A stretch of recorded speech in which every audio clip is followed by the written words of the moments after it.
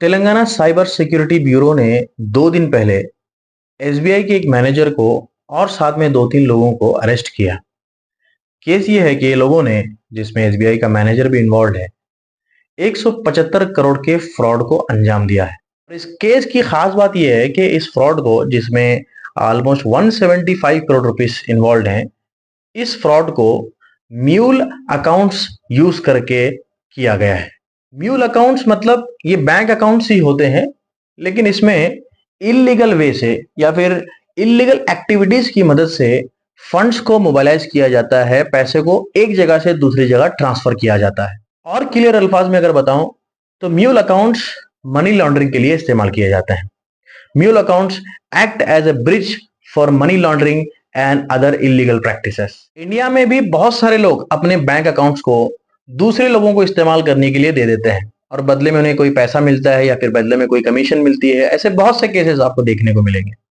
लोग खुद से अपना बैंक अकाउंट फ्रॉडस्टर को दे रहे हैं इस्तेमाल करने के लिए। इसी वजह से आरबीआई हो या बैंक्स हो, इजीली इन अकाउंट्स को डिटेक्ट नहीं कर सकते। आरबीआई ने कई बार, और रिसेंटली आरबीआई के गवर्नर ने भी बैंक्स को एडवाइस किया है कि कोई अवेयरनेस प्रोग्राम्स चलाएं, कस्टमर्स को एजुकेट करें, ताकि ये जो म्यूल अकाउंट्स हैं जल्दी से जल्दी इसको डिटेक्ट किया जा सके, पकड़ा जा सके और ये फ्रॉड्स को रोका जा सके। ये जो म्यूल अकाउंट हैं या फिर बैंक अकाउंट जिसमें इलीगल ट्रांजैक्शंस होते हैं, मनी लॉन्ड्रिंग की जाती है, ये कई तरह से हो सकती है। इसके कई सिचुएशंस में हम इसको समझ सकते हैं। पहला केस ऐसा हो सकता है जिसको हम विक्टिम म्यूल कहते हैं, जिसमें बैंक अकाउंट होल्डर को ये कंप्लीट नॉलेज होता ही नहीं है कि उसका बैंक अकाउंट किसी फ्रॉडस्टर ने एक्सेस कर लिया है और किसी फ्रॉडस्टर ने उसके बैंक अकाउंट्स को एक्सेस करके इलीगल ट्रांजैक्शंस भी कर लिए हैं या कर रहा हो, है ना, मनी लॉन्ड्रिंग हो रही है।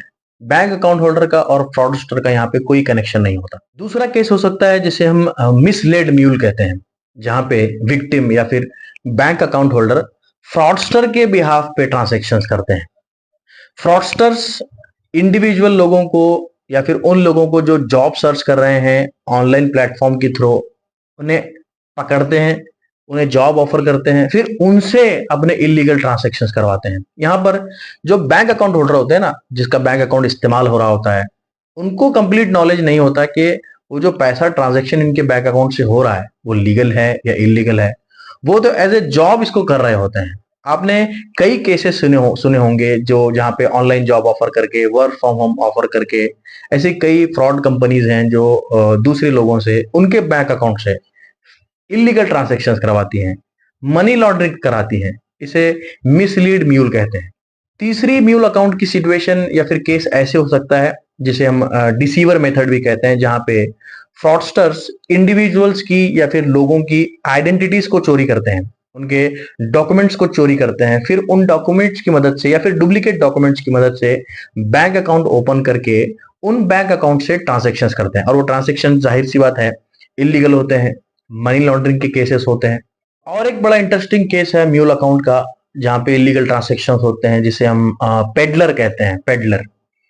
जहां पर बैंक अकाउंट होल्डर, एक इंडिविजुअल, जानबूझ के अपना जेन्युइन अकाउंट फ्रॉडस्टर को सेल कर देता है, ताकि वो फ्रॉडस्टर इसका बैंक अकाउंट इस्तेमाल करके इलीगल ट्रांजैक्शंस करे या फिर मनी को लॉन्डर करे।